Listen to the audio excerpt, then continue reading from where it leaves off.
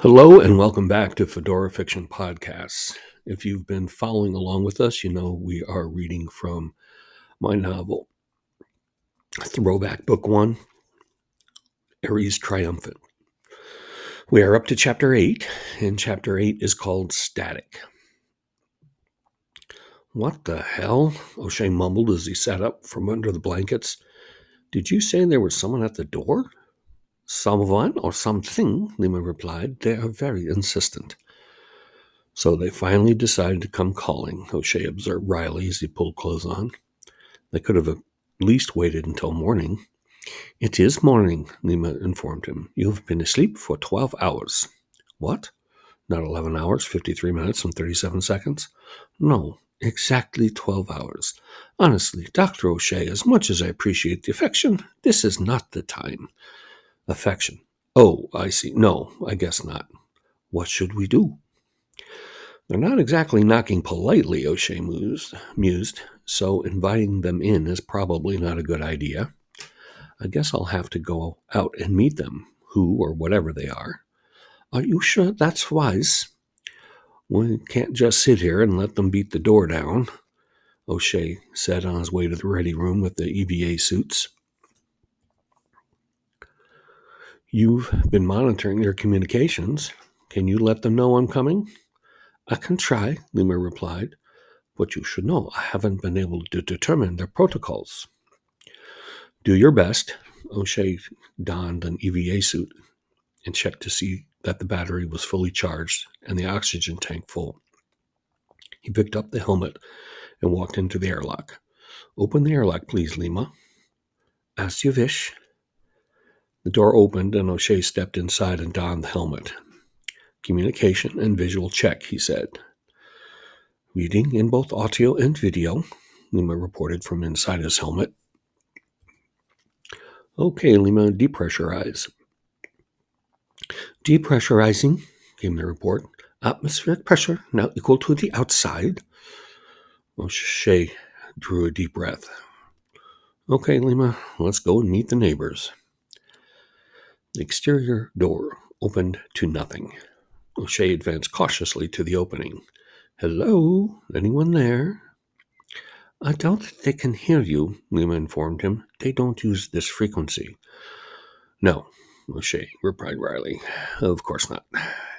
He took one step out of the airlock and was suddenly surrounded by 6 short figures in white, all brandishing thin rods that had been sharpened to points. He instinctively put his hands in the air. Take it easy, gang, he found himself saying. I come in peace. The 6 were less than 1.5 meters in height and all appeared to be inflated like white balloons. 2 murky glass-like lenses adorned the headpieces. In all, they resembled large grubs with arms and legs. 2 of the grubs moved behind him, and one in front gestured with his sharp rod for O'Shea to move away from the habitat and toward the tunnel in which he had found the AT unit. He glanced behind him and saw the 2 there were encouraging him with thrusts of their pointy weapons. Okay, take it easy, I'm going. After a few steps, he asked, Lima? Yes? I could probably take these guys. How many pokes do you think this EVA suit can take? As you know, the suits are made to resist and repair small ruptures from micrometeorites, she replied. The suits are not built for combat. Just thought I'd ask. O'Shea followed the apparent leader of this group past the tunnel where he found the AT to another he had noticed but not explored. Unlike the former tunnel, this one seemed to lead toward the surface as it inclined ever so slightly upward, and more light seemed to permeate the ice. The group followed the tunnel for a few hundred meters before their progress was blocked by what appeared to be a wall of reddish sandstone. 2 white circular structures were set in the wall like the irises of 2 enormous eyes. The leader halted the group in front of the right iris, and 2 of the grubs flanking O'Shea stepped forward and confronted him with their spears. For its part, the lead grub appeared to push its spear through the center of the iris and followed it, arms and hands raised overhead as if diving into a pool.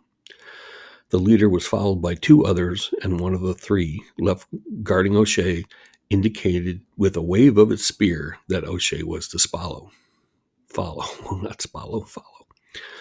Dressed in the EVA suit, O'Shea was 2 meters in height and had to crouch before making the dive through the iris. He was stuck halfway through as it seemed a kind of force was trying to push him back out, but 2 of his guards grabbed one of his arms each and pulled him through. The 3 on this side kept their spears trained on him as the other 3 came through. The 7 of them then walked another 10 meters to another sandstone wall with another pair of irises. As before, the leader dove through, followed by 2 of the guards, followed by O'Shea, who thought there was less resistance this time, but was nonetheless hauled through by his arms as before. He climbed to his feet as the other 3 guards came through and stood to see that 2 of his escorts had removed their head coverings, and the 3rd was doing so while the first 2 held him at bay with their spears. What he beheld were 3 very pale, pink, androgynous faces with very dark, closely cropped hair and very dark eyes. Their balloon-like suits had shrunk into what appeared to a complicated pattern of pleating. The poker face leader mimed taking a headpiece off and pointed to O'Shea.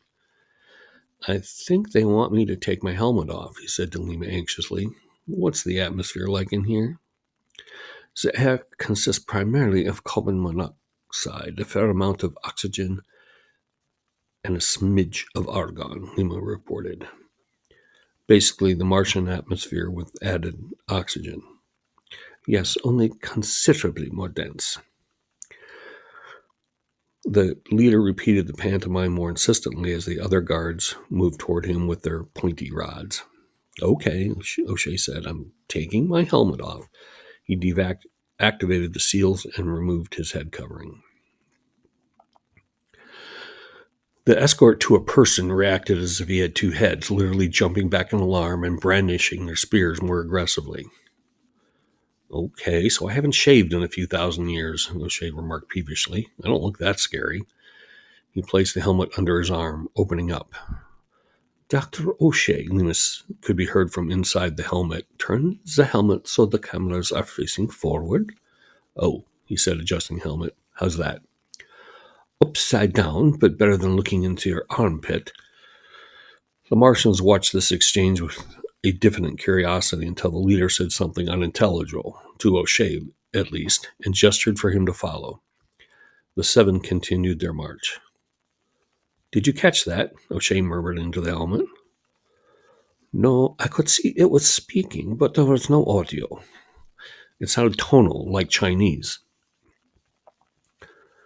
"Try to get me a sample so I can compare it to the language database." "Yes, ma'am." They encountered a few others as they walked through the ice-walled space. Those they did see appeared to flee at their approach, which made O'Shea wonder who they were afraid of, him or his escort. The air was cold, but above freezing, and had a maddening familiar yet elusive odor, earthy and almost pleasant. "Where are they taking you?" Lima wondered after they had walked several dozen meters of winding ice corridor. "To their leader, I imagine," O'Shea replied. Just then the group entered a large space like an amphitheater. The cavern had been carved out of ice like a bowl, with the center of the room the lowest point and the floor sloping upwards in all directions. Many dozens of short, pale, androgynous people stood aside as O'Shea's escort marched him down to the center of the room and left him there. He was surrounded by nearly identical people dressed in dirty white tunics and pants that appeared to be made of felt, while the room had been filled with a din of chatter that had reminded O'Shea of a middle school cafeteria at lunchtime. Once he had been left in the center, the crowd fell silent to stare at him. O'Shea stared back, turning slowly to examine the crowd. Only his escort appeared armed, and even they held their weapons at ease, the butts of the spears on the ground. He was neither being welcomed nor interrogated. He decided to start the conversation. "Adam O'Shea," he announced, laying his hand on his chest. "My name is Adam O'Shea," he repeated to the crowd. He patted his chest lightly. "Adam O'Shea." There seemed to be a holding of the collective breath as the crowd digested this information. Then an eruption of many conversations, none of which involved him. Can you catch any of this? O'Shea asked, the inside of his helmet still tucked under his arm. No, Lima replied. There are too many voices speaking at once. I'll try to engage one of them one-on-one. He approached the leader of his escort contingent, as that individual, like the rest of his escort, was not engaged in any of the conversations. Adam O'Shea, he repeated, hand on his chest, and extended his hand toward the guard. You are? He cocked his head to emphasize the inquiring nature of his remark. The guard's dark eyes met his, but the guard made no response, so O'Shea repeated the question. Adam O'Shea, he set his right hand over his left breast, then gesturing to the guard. Your name? Again he cocked his head. The guard's eyes flicked to O'Shea's left breast. Odom O'Shea, the guard intoned, looking pointedly at the AOS patch that happened to be over O'Shea's left breast. Yes. O'Shea nodded emphatically. Adam O'Shea. Golne, the guard said, eyes scanning the room. He Golne. A group behind the guard stopped their chattering and repeated the guard's remark. He Golne, they said in unison. He Golne. Soon the entire chamber took up the phrase as a sort of chant. He Golne, he Golne. Okay, O'Shea said to his helmet. This is getting scary. Does he Golne mean anything to you? It's only 2 words, Lima replied. I need a bigger sample than that. At that moment, the guard pointed to the patch on O'Shea's EVA suit. Odom O'Shea, the guard intoned, and the crowd picked it up. Odom O'Shea, they chanted. This continued an eternal several seconds until a new chant won the crowd over. Kur da Gamper, Kur da Gamper. There's some more words for you, O'Shea said into his helmet. For a grand total of 5, Lima replied testily. You'll have to do better than that. At that moment, the 6 guards surrounded him, spears at their shoulder, and the leader gestured for him to follow. The crowd parted as the 7 marched up out of the center of the chamber toward another door that led to another corridor. This, like the others, continued to incline upwards. After about 200 meters, the group turned a bend to behold the Martian vista through a large transparent panel that O'Shea recognized as once belonging to a dome, like the ones he had brought. Outside, he could see the pale Martian sky and the wan sun, as well as a large solar array with what O'Shea estimated to be 80% of the panels intact. Its base, however, was blackened by dark carbon scoring, and even in the sunlight, O'Shea could see the flashes of electrical sparking. He was about to remark on this to Lima when the leader of his escort waved him to his right. The group walked toward the cave wall to a section set in the panel containing 2 more of the white irises. The leader of his escort pantomimed replacing his helmet, and as he did so, the 6 donned their headgear. As before, the leader dove through the iris, followed by 2 of the guards. O'Shea needed no prompting to follow. Once on the other side, O'Shea found himself in a small, dark tunnel whose ceiling was too low to permit him to stand. He therefore moved at a hasty crouch to the other set of irises and followed his escort through.